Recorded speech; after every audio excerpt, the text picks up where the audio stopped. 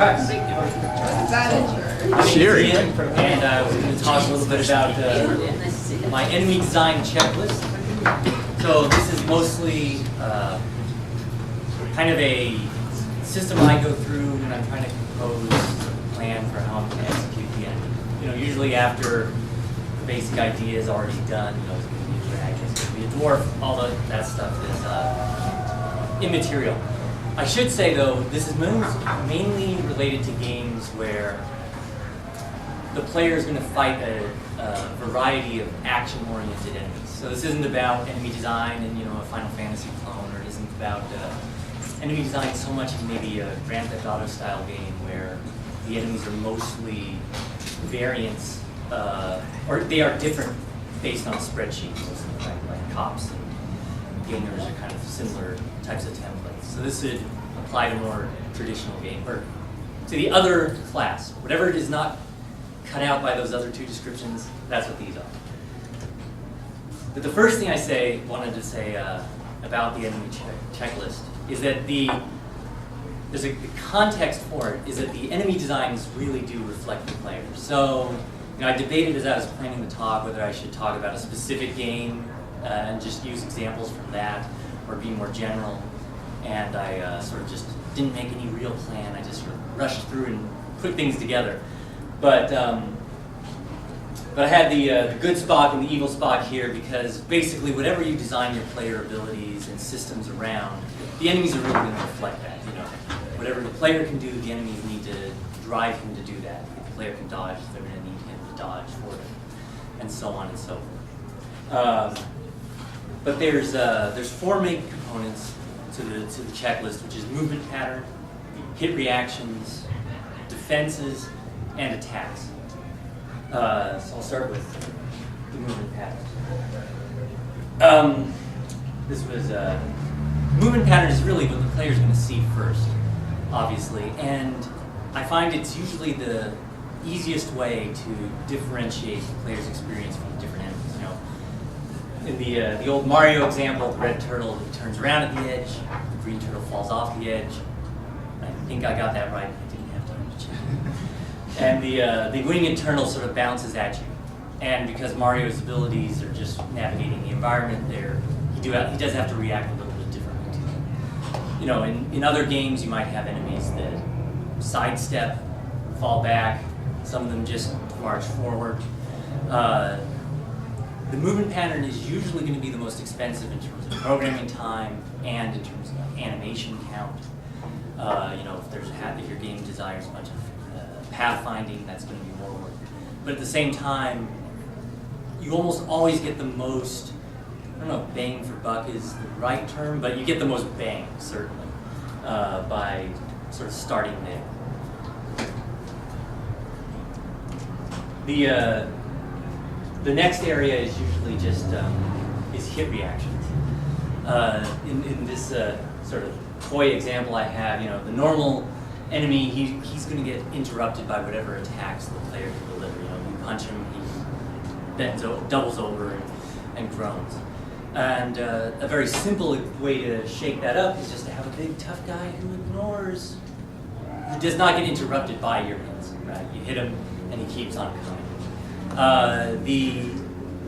Usually by just playing around with the rules of how the enemy is reacting to the player's actions, you can get a lot of mileage. You know, if they have a shield, you can hit them in front. Just really basic, simple things. Although usually the cheapest one is just to have them ignore and just not react to certain player actions. And that gets an amazing amount of distance for just making the player encounter this thing and sort of respond to it differently.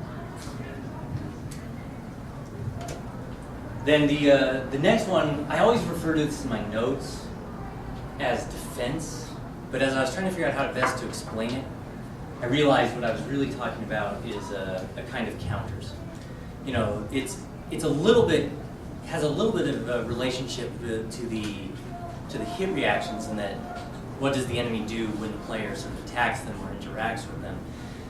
But I think the defining line is that the defenses or the counters, they switch up the player who has the initiative. you know, if the player's beating on this enemy and then he turns red and charges them, and he's no longer responding to their attacks, then whatever plan the player had, you know, I'm going to do this combo and I'm going to score 10 points. And so now the enemy has switched states and is driving the player to respond differently, whether that's dodging or blocking or just running away. It's the defensive or the counteraction is really important for sort of making shocking the player out of their plan and getting them to do something different. You know,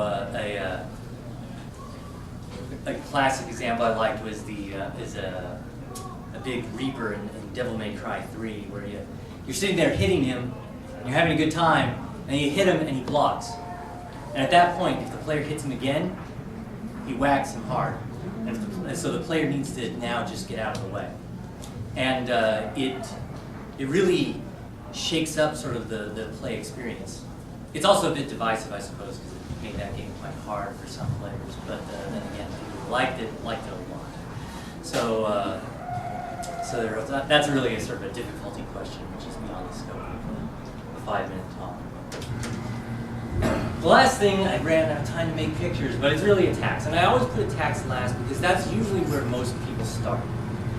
But, you know, I have found that while attacks are fun and they're sexy and, you know, laser eyes and fireballs and swords and all that stuff, I really find you get almost the least amount of action out of them compared to the other 3 categories. However, when you are working on attacks, usually the most important thing I find is that you want to make sure that, you know, each attack you're implementing is driving a different set of behaviors from the player. You know, if the aforementioned fireball, if you make a little table and you say, okay, if the guy shoots a fireball, the player does this. If he shoots a laser, the player does the exact same thing, then you're probably just wasting your time. It's just, you know, different colors, which are sometimes okay, but it's not really it's a bit of a waste of energy. So the other thing I do is when I'm making the list of attacks, I usually try to make a list of how the player can respond to them and organize that around which of those responses can perhaps get a better reward, right? Like if blocking is the simple response, then maybe dodging around and getting behind the enemy, you know, gets a damage bonus. You know, try to make a little table of you're just like, okay, this is the easiest way to solve the problem, but it's got the least amount of help for the player. And then as I do more tactically difficult actions, I get a bigger sort of reward from responding to the attacks like that. And that's really the thing. I always think of this as a little bit maybe about like as knife skills and cooking. They don't necessarily make the dish perfect every time, because, you know, you have to plan a good meal, right? But this little sort of my little checklist has helped me sort of debug the situation, or at least bring a certain amount of clarity once I've got a plan that I'm trying to execute. I don't think there's any response. Good. But I can answer questions. I don't know what you guys want to do about that. You can come up to him and talk to him after the Yeah. No. Thanks.